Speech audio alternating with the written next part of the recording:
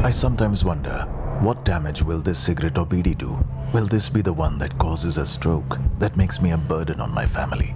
Or will it start lung cancer growth? Will this cause mouth cancer or heart disease? Or bring emphysema closer?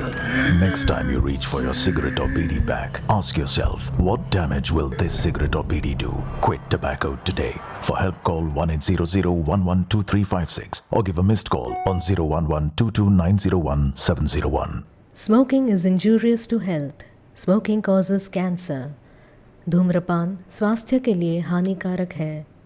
धूम्रपान कर्क रोग का कारण है.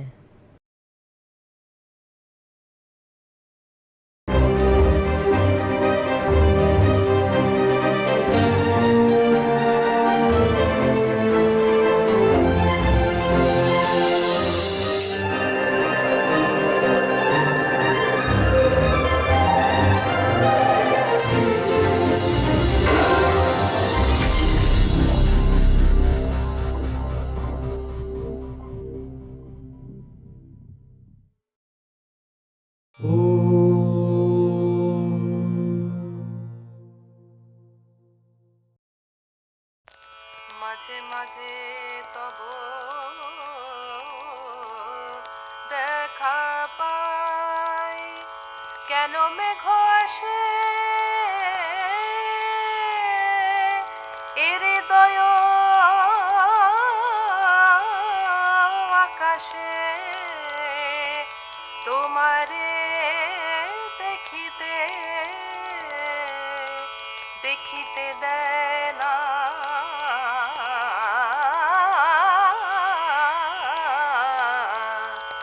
মাঝে মাঝে তব দেখা পাই.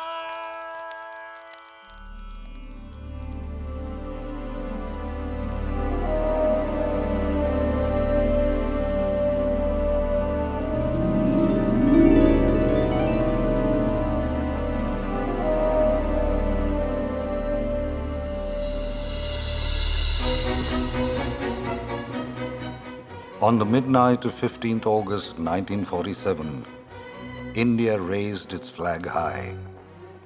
India attained freedom. The struggle for a free India began long ago.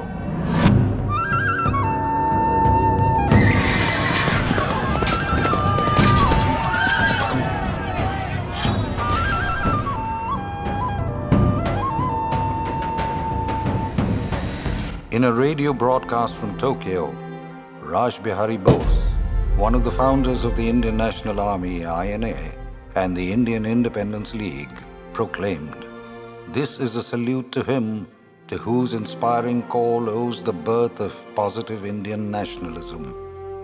Sri Aurobindo is the foremost of those seers of Indian nationalism. I salute you, Sri Aurobindo. Bande Mataram." आखिर में मैं खुदा से दुआ मांगता हूँ कि वो हमारी फौज को आशीर्वाद दे और आने वाली सख्त लड़ाई में पूरी पूरी फतेह बख्शे. During his undergraduate days in Presidency College, Calcutta, Netaji Subhash Chandra Bose was greatly inspired by Sri Aurobindo. He writes, "Aurobindo Ghosh was easily the most popular leader in Bengal, a fearless advocate of independence. A mixture of spirituality and politics had given him the halo of mysticism and made his personality more fascinating. Aurobindo Ghosh is my spiritual guru. To him and to his mission, I have dedicated my mind and soul." When Sri Aurobindo openly became a part of the freedom movement, he spoke to the students of the Bengal National College, of which he was the founder principal. His message to them is a message to the youth of India for all times. The time has now arrived for our motherland, when nothing is dearer than her service. If you will study, study for her sake. Train yourselves, body and mind and soul, for her service. You will earn your living so that you may live for her sake.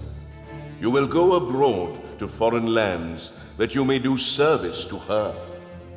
Work that she may prosper, suffer that she may rejoice. All is contained in that one single advice. The London Times says, he took a leading part in founding the extremist paper Bande Mataram. He was arrested on charge for sedition and detained in Alipore jail for trial. The proceedings against him dragged on for a year and brought a decisive change in his conceptions of his life's purpose. Nobel laureate Rabindranath Tagore offered his salutations to Sri Aurobindo. Aurobindo, রবীন্দ্রের লহ নমস্কার। হে বন্ধু, হে দেশ বন্ধু, স্বদেশ আত্মার বাণী মূর্তি তুমি। তোমা লাগি নহে মান, নহে ধন, নহে সুখ, কোনো ক্ষুদ্র দান চাহ নাই, কোনো ক্ষুদ্র কৃপা। ভিক্ষা লাগি বাড়াওনি আতুর অঞ্জলি। আছো জাগি পরিপূর্ণতার তরে সর্ববাধাহীন। যার লাগি নরদেব চিররাত্রি দিন তপমগ্ন, যার লাগি কবি বজ্ররবে গেয়েছেন মহাগীত, মহাবীর সবে গিয়েছেন সংকট যাত্রায়, যার কাছে আরাম লজ্জিত শির নত করিয়াছে, মৃত্যু ভুলিয়াছে ভয়, সেই বিধাতার শ্রেষ্ঠ দান। আপনার পূর্ণ অধিকার চেয়েছ দেশের হয়ে অকুণ্ঠ আশায়, সত্যের গৌরব দৃপ্ত প্রদীপ্ত ভাষায় অখণ্ড বিশ্বাসে। Muzaffarpur. This was a European club. On 30th April 1908 at around 8:30 p.m., there was a loud explosion. Those who threw a bomb were accurate, but they were mistaken in the identity of their target.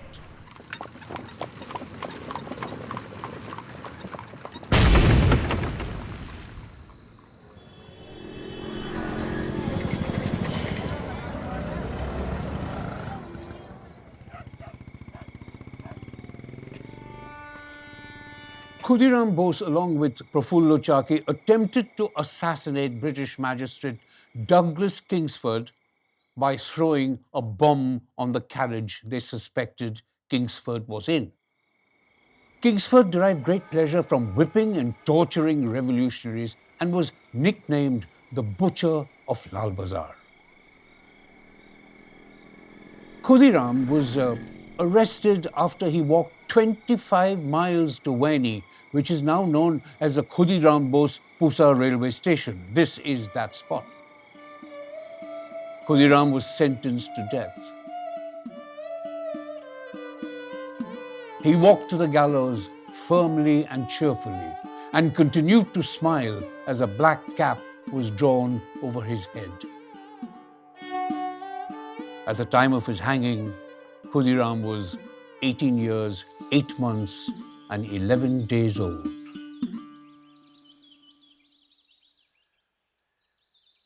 It was here at Mukama that Prafullo Chaki fatally shot himself before he could be arrested.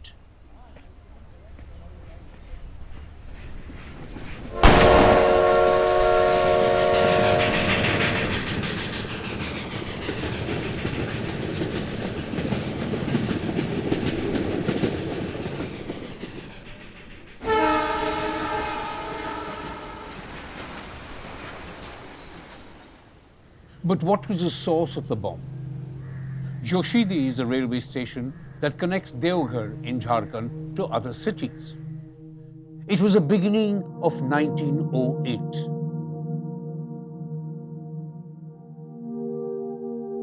Barendra Kumar Ghosh, Sri Aurobindo's younger brother, along with Ulhashkar Datto, Prafullo Kumar Chakraborty, Vibhuti Bhushan Sarkar, and Nolini Kanto Gupta, all revolutionaries were preparing to make a bomb. Now, one afternoon, the five headed to this secluded Dighiria hill to test. And the bomb did burst. But a splinter hit Prafullo Chakraborty and he died on the spot. In the midst of all this, there appears a central figure, Barindra Kumar Ghosh. I stand today at that sacred place.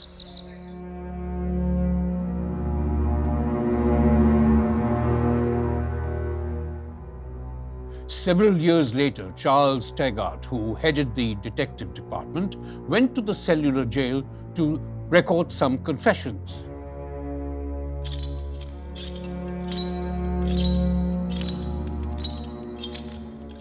His report confirmed that the mastermind behind the revolutionary movement was Borokorta, chief commander.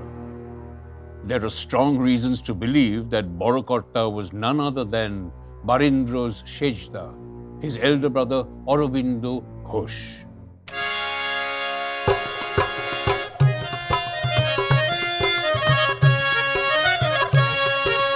शहीदों के खून अजिए पुकारा उठाए जंगी नारा शहीदों के खून अजिए पुकारा उठाए जंगी नारा डर के मारे चौक उठा ल अंग्रेजी सरकार डर के मारे चौक उठा अंग्रेजी सरकार तो 2 मई 1908 सन सुबह 5:30 पुलिस सुपरडिटेंडेंट साहब मोरलो छप्पा के घर लेकर हाथ में सरज वारंट ढूंढ लो घर दफ्तार लेकर हाथ में सरज वारंट ढूंढ लो घर दफ्तार सरज के नाम पे देखो बबुआ का हो खेला ई का हो खेला जैसन कमल बान में बौरा हाथी मचैला अपना खेला जैसन कमल बान में बौरा हाथी मचैले अपना खेला ई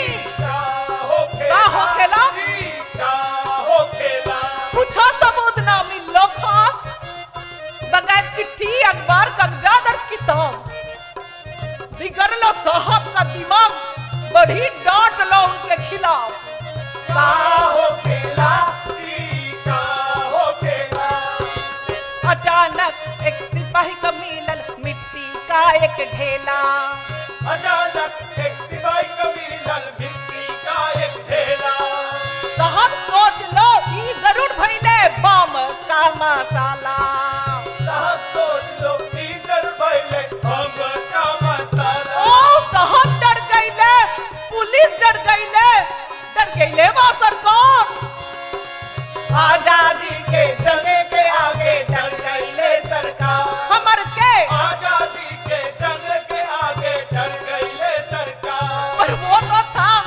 दक्षिणेश्वर धाम का पवित्र मिट्टी जो लाए थे पूजन के लिए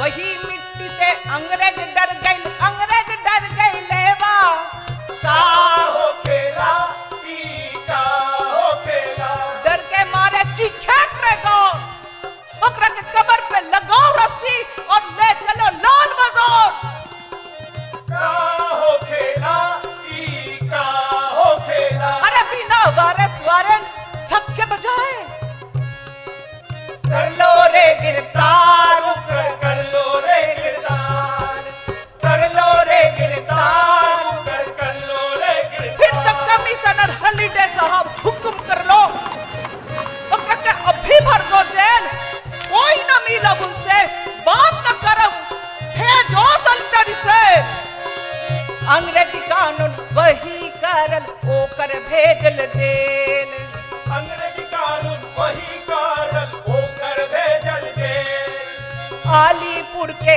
सल्टरी सेल भैया सालीटारी सेल आलीपुर के सलिटरी सेल भैया सालीटारी सेल आलीपुर के सलिटरी सेल भैया सालीटारी cell Aurobindo Ghosh was sent to this solitary cell in Alipore jail on the 5th of May 1908. Now, these cells were designed to break the spirit of the prisoners. If only the walls could speak, you'd hear him. My solitary cell was 9 feet long and 5 feet in width. It had no windows. In front stood strong iron bars. This cage was my appointed abode.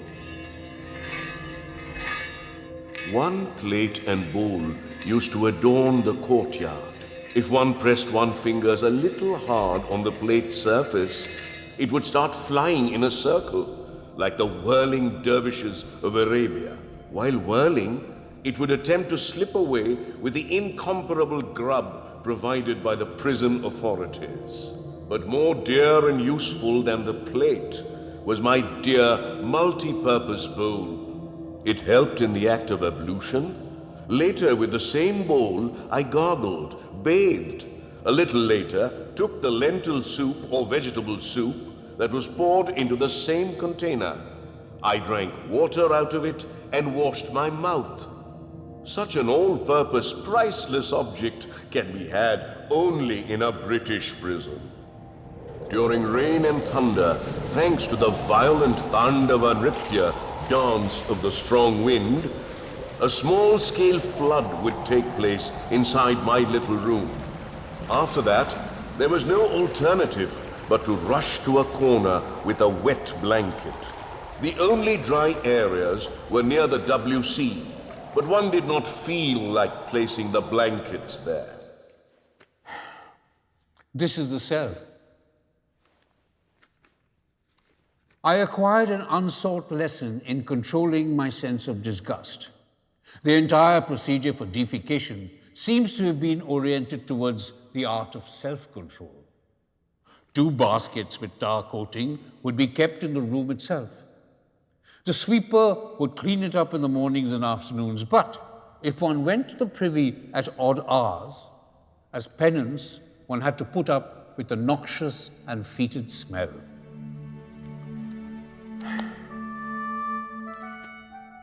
The British administration was greatly afraid, anxious and nervous. Lieutenant Governor of Bengal, Sir Andrew Fraser, wrote to the Governor General of India, Lord Minto, about Sri Aurobindo. He is not quite sane. He is a leader. He is regarded and spoken by all, but he has kept himself like a careful and untouched general out of sight of the enemy. People from all walks of life came together to raise funds for the defense of Sri Aurobindo. There appears to be no likelihood of the Alipore bomb case coming to a close in the course of the present year. The prosecuting counsel, Mr. Norton, will therefore have a merry time of it, for he will get the princely sum of rupees 1,000 per diem. In its 18th July 1908 issue, the Boshumati published the following. Bengalis, if you have any heart, come forward to help Aurobindo. Srimati Swarna Kumari Devi has given rupees 100. Among the contributors is a blind beggar and a poor schoolboy. The boy used to spend 2 pice every day for his lunch, and he has been denying himself the daily necessity and paying the amount to Aurobindo Defense Fund. The Sessions Court trial began on 20th October 1908. At first, his mind was greatly perturbed at being dragged from the silence of solitary confinement to the noise of the world outside. He wrote, There was a small platoon of European surgeons who went along, and they all carried loaded pistols. At the time of our getting into the carriage, a band of armed policemen stood guard and did some marching behind the carriage, and the ritual was repeated at the time of getting down as well. Beechcroft আসছে All right. Vande Mataram! Vande Mataram! Vande Mataram! Vande Mataram! Vande Mataram! Silence! Silence, please!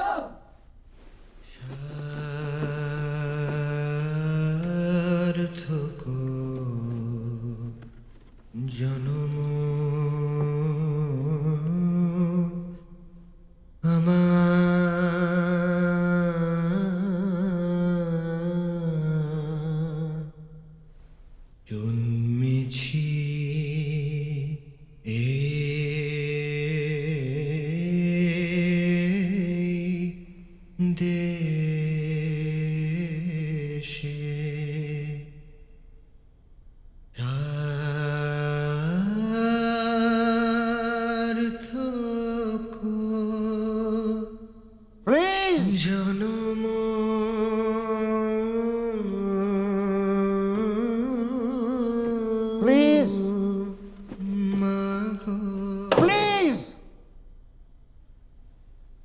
Thank you. In the case of the Emperor versus Aurobindo Ghosh and Associates, the counsel for the prosecution, Mr. Yardley Norton, may now make his remarks.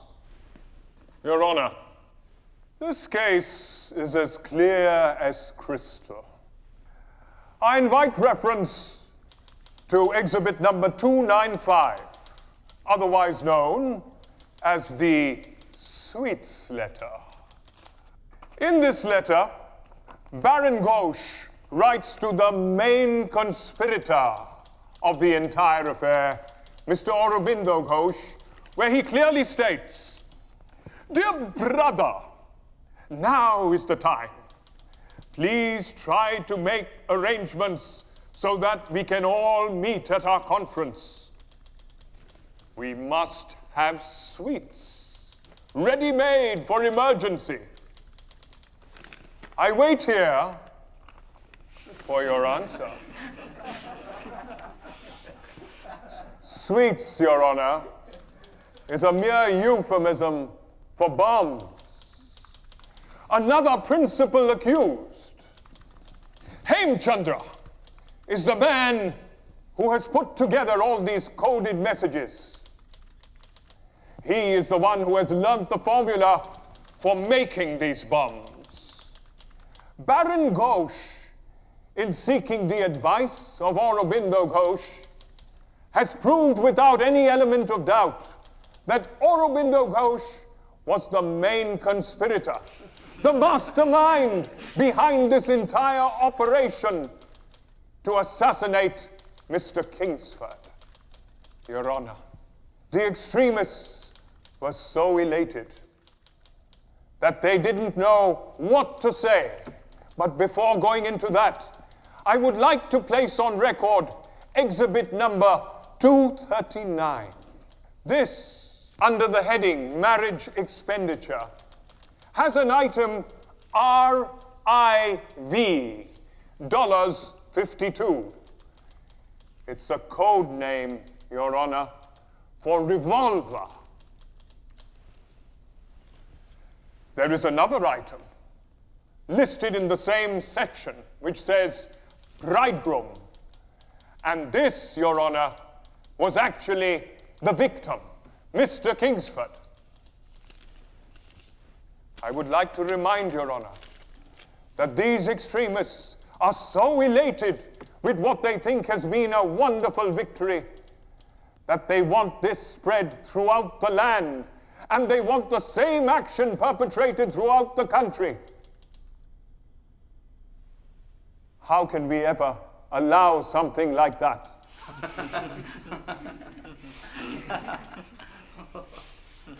During his detention in the prison, Aurobindo Ghosh's life underwent a major transformation. He recounts. During the 1 year's imprisonment, human relations would cease. I'd have to live like an animal in a cage. But it would be more appropriate to speak of a year's living in a forest, in an ashram or hermitage. The British prison was the ashram. The only result of the wrath of the British government was that I found God. For the first time among the thieves, robbers, and killers, in human body I could realize the divine presence. When I would return to the world of activity, it would not be the same old familiar Aurobindo Ghosh. Rather, it would be a new being, a new character, intellect, life, mind, embarking upon a new course of action that would come out of the ashram at Alipore. Lauren, he has stamped approval. We continue our hearing of our case, the Emperor versus Aurobindo Ghosh and Associates. Mr. Norton, you may begin your questioning of the witness for the prosecution. Please answer in the affirmative or the negative, that is, ha or na. Do you understand? Huh? Do you have any information about the criminal activities of Aurobindo Ghosh to give this court? Huh?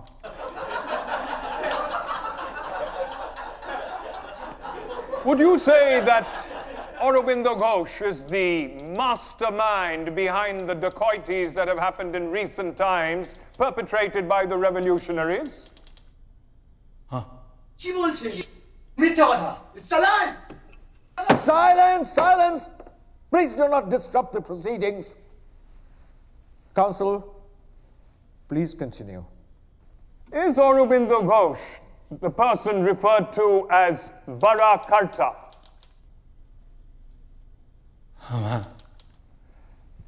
And is Aurobindo Ghosh the person that all the revolutionaries in the country refer to as Barakarta? কি বলছে এসব মিথ্যে মিথ্যে কথা that's a লাই এসব চাষি দেবে মিথ্যাবাদী Please! And is his brother Baron Ghosh referred to as Chota Karta? Huh? Your Honor, I would like to inform you that Aurobindo Ghosh is treated with the reverence of a king wherever he goes. In fact, he's regarded not merely as the leader of Bengal, but as the leader of the entire country.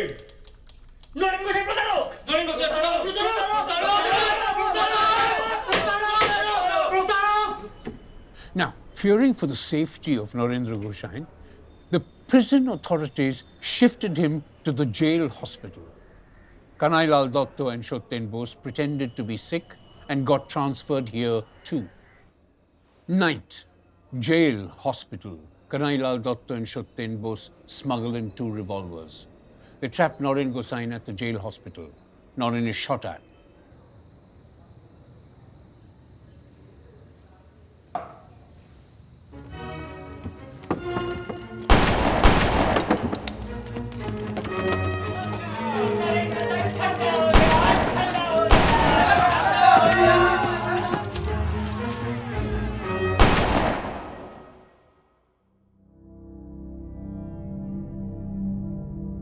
Kanai and Satyan were awarded the death sentence.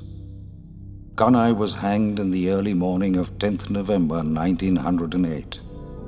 Eyewitness reports say he was serene in his final days. On the eve of his execution, he slept soundly.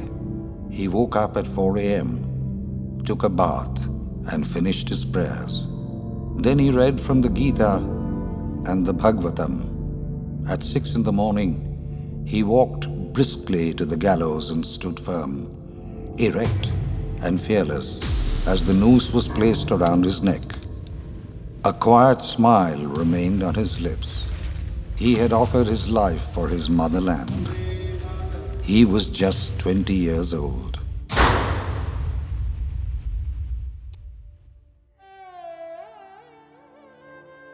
It is said that he objected to the hangman adjusting the neck rope and put it on himself with wonderful calmness and fortitude. His face brightened up with a serene smile. An Englishman who witnessed the hanging later asked Barin, "How many more do you have like him?" The scenes of the cremation of Kanai, who was hanged yesterday for the assassination of Gosain, the approver, were unimaginable. The body was carried through the streets with the face uncovered, and there were thousands who pressed around the cortege, while Parda women followed in closed carriages. A large crowd of mourners, numbering over 10,000, some 50% of whom were women, were eager to see the face. The body was cremated entirely in ghee and sandalwood. It was brought to the notice of the authorities that certain extremists intended to outflank the order of the government with regard to the cremation of Satyendra. Section 144 was imposed and the police all night was busy posting this notice. There were two very different sides to Sri Aurobindo's life and detention in the prison. One was visible for all to see and the other known only to Sri Aurobindo. While the world outside buzzed with news, rumors, interpretations and concerns, Sri Aurobindo remained unattached, absorbed deep within himself, experiencing the truths of Indian spirituality. He felt God fulfills several aims through a single event. He realized yoga could conquer weakness, that mental poise and reliance on Mangalmaya could not be affected even by years of solitude. Sri Aurobindo recounts, while meditating in the prison, Swami Vivekananda came to him.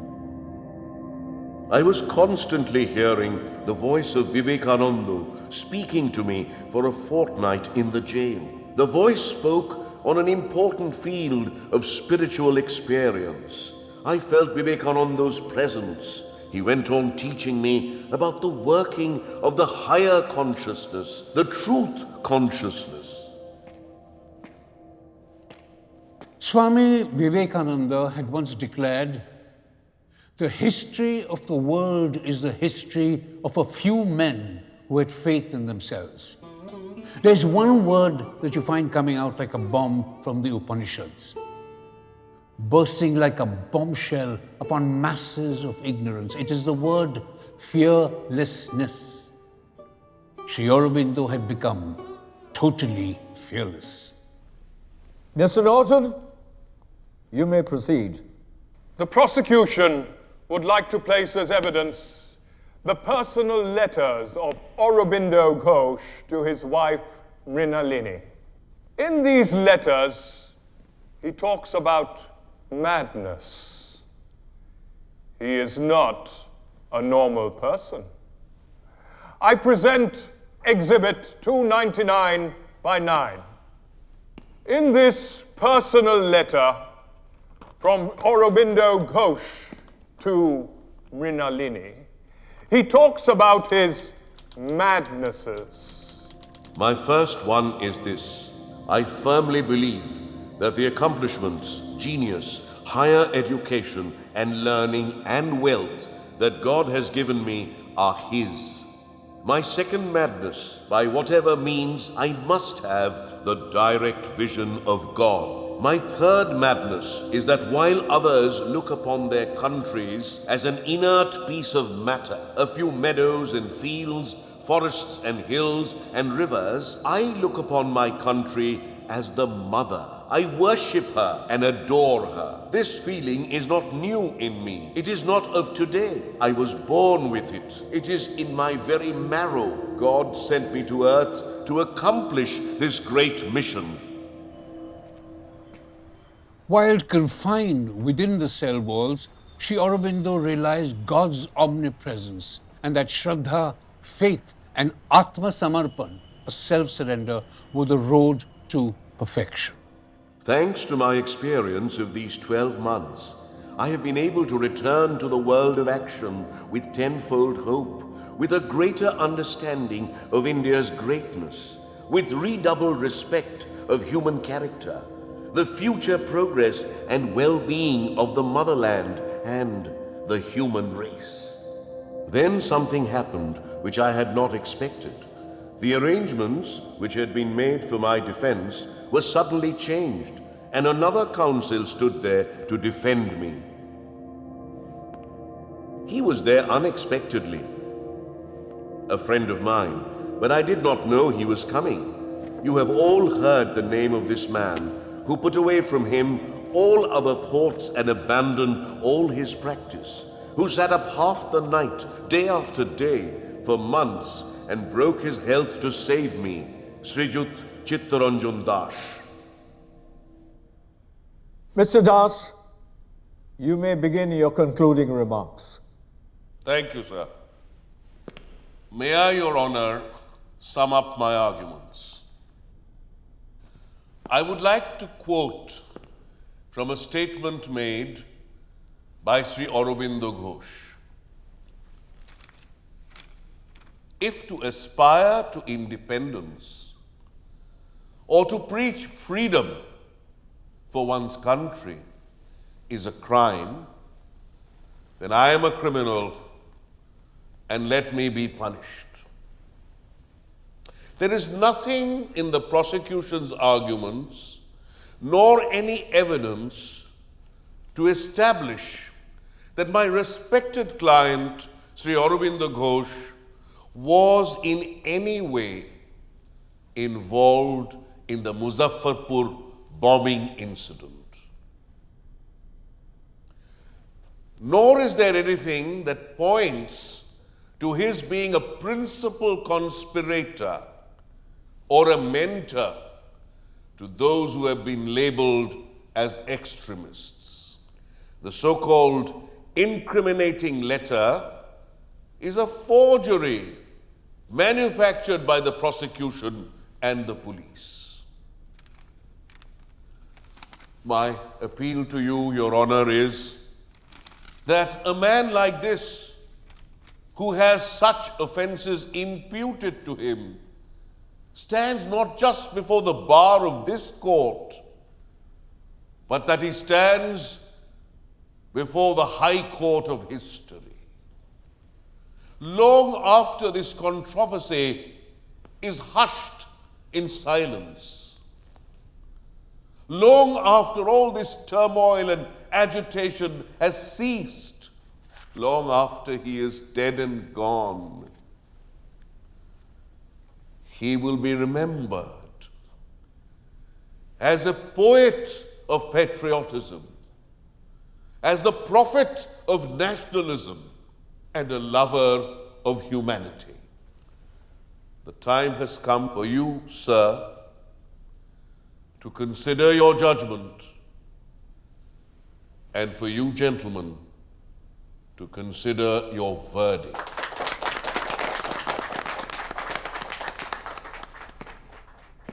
This was the courtroom. It was one of the biggest trials of the time. The documents filed numbered over 400 pages. The exhibits, bombs, revolvers, and many others numbered over 300, and the prosecution examined over 200 witnesses. মনে হচ্ছে পিচক্রফট আজ judgement দেবেন। হ্যাঁ, দেখা যাক। I now come to the case of Aurobindo Ghosh, the most important accused in the case. He is the accused whom more than any other the prosecution are anxious to have convicted, and but for his presence in the dock, there is no doubt that the case would have been finished long ago. It is for that reason that I have left his case till the last, and also because the case against him depends to a very great extent, in fact almost entirely, upon his association with other accused persons. The defense has hailed him as a revolutionary and a philosopher. Mr. Das argues that the idea is the same as that has been elaborated by European philosophers, that a government cannot exist against the will of the people. Now, what then are the chief points against Aurobindo? In the letters, we have had the ambiguous references to the movement requiring unlimited money. Now, considering the entire evidence, the association with several accused, the letters and telegrams exchanged, letters which were not addressed to Aurobindo Ghosh, or a piece of scribbling found in an old notebook in his house, I should hesitate before saying that his complicity in the conspiracy can be considered established on these facts submitted by the prosecution.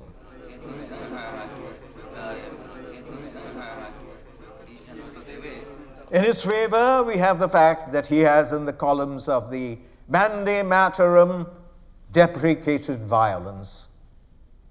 Now, the point is whether his writings and speeches, which in themselves seem to advocate nothing more than the regeneration of his country, taken with the facts proved against him in this case, are sufficient to show that he was a member of the conspiracy. And taking all the evidence together, I am of opinion that it falls short of such proof as would justify me in finding him guilty of so serious a crime.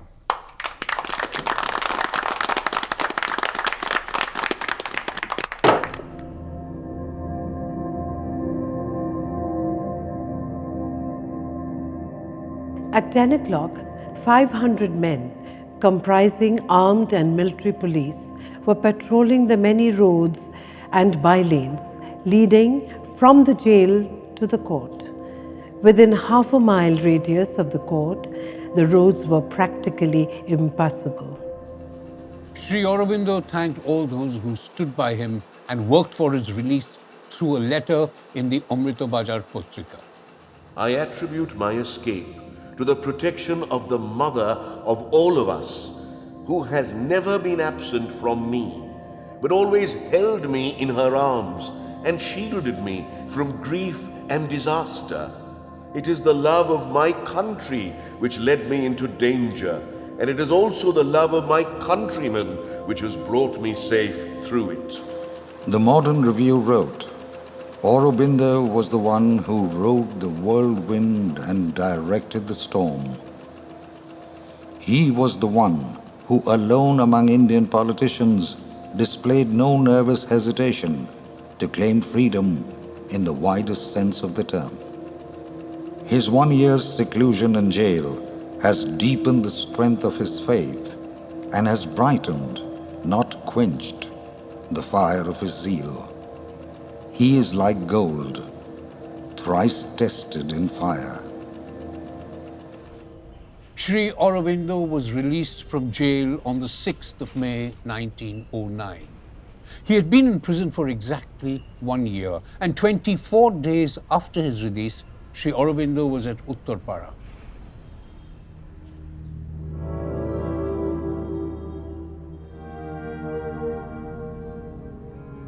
Here he shared his inner spiritual awakening and experience in the prison cell. When I was asked to speak to you, it was my intention to say a few words. I do not know now whether I shall fulfill that intention. I have to speak to the whole of the Indian nation. When I went to jail, the whole country was alive with the cry of Bande Mataram. At the prison, a voice came to me from within. Wait and see. Then he placed the Gita in my hands. His strength entered into me, and I was able to do the sadhana of the Gita. I was not only to understand intellectually, but to realize what Sri Krishna demanded of Arjuna and what he demands of those who aspire to do his work.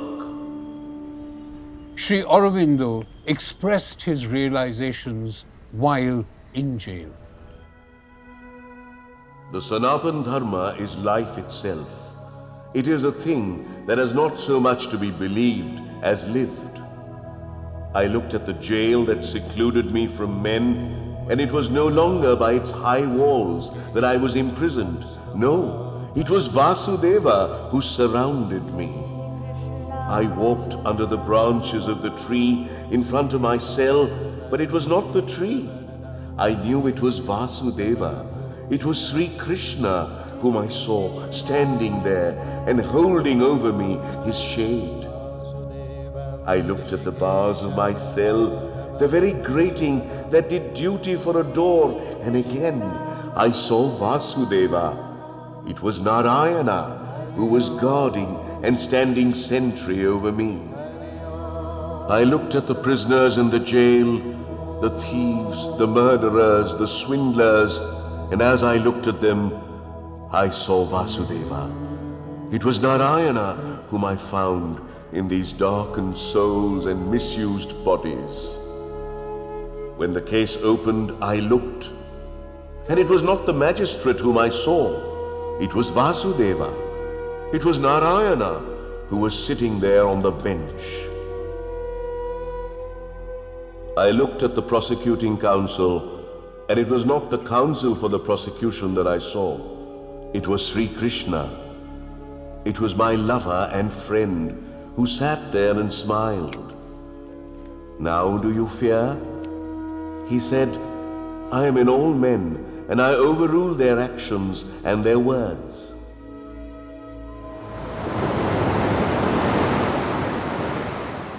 With Krishna by his side, there was no place for any fear. Otherwise, with death staring in the face, how could he compose such a poem? With wind and the weather beating around me, up to the hill and the moorlands I go. Who will come with me? Who will climb with me? Wade through the brook and tramp through the snow. Not in the petty circle of cities cramped by your doors and your walls I dwell. Over me, God is blue in the welkin. Against me, the wind and the storm rebel. I sport with solitude here in my regions of misadventure have made me a friend. Who would live largely? Who would live freely? Here to the windswept uplands ascend. I am the Lord of tempest and mountain. I am the spirit of freedom and pride. Stark must he be, and a kinsman to danger, who shares my kingdom and walks at my side.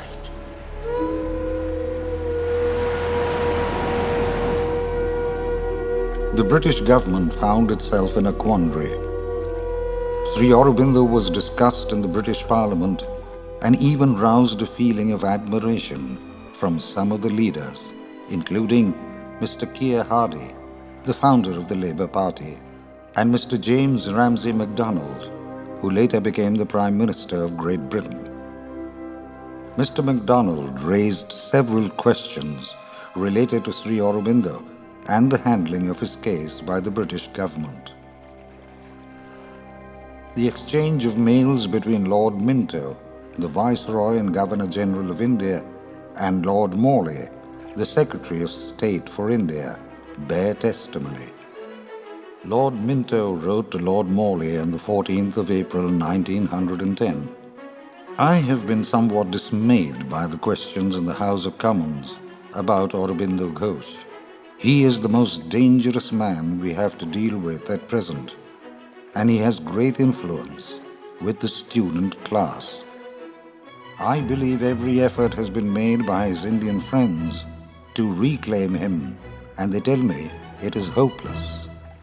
Lord Morley responded, As to the famous Aurobindo, you are mistaken if you think that there is any sympathy with him at home. That is not the point.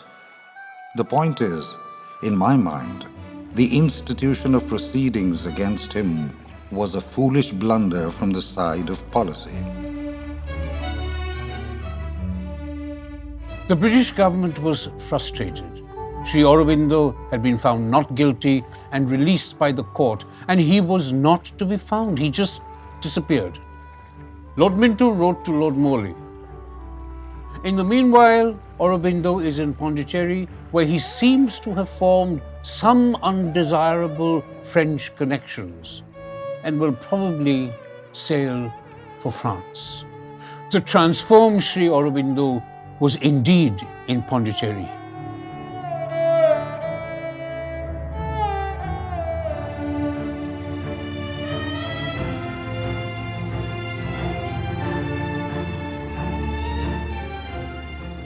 I heard the Adesh, go to Puducherry.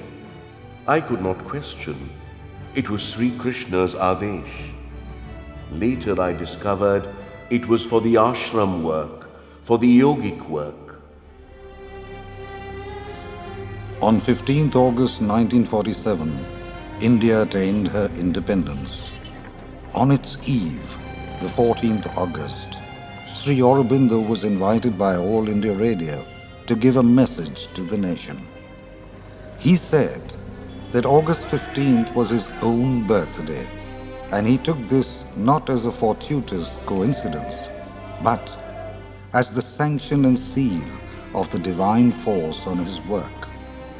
He spoke of his 5 dreams, of a free and united India where the partition and division had to go, of the resurgence and liberation of the peoples of Asia, of a world union, of a fairer, brighter, and nobler life for all mankind, of the spiritual gift of India to the world, and finally, of a step in evolution which would raise man to a higher and larger consciousness. Sri Aurobindo gave his vision of a new India and the role it had to play in the future. This is what he said. August 15th, 1947 is the birthday of free India. It marks for her the end of an old era, the beginnings of a new age. But we can also make it by our life and acts as a free nation, an important date in a new age opening for the whole world, for the political, social, cultural, and spiritual future of humanity.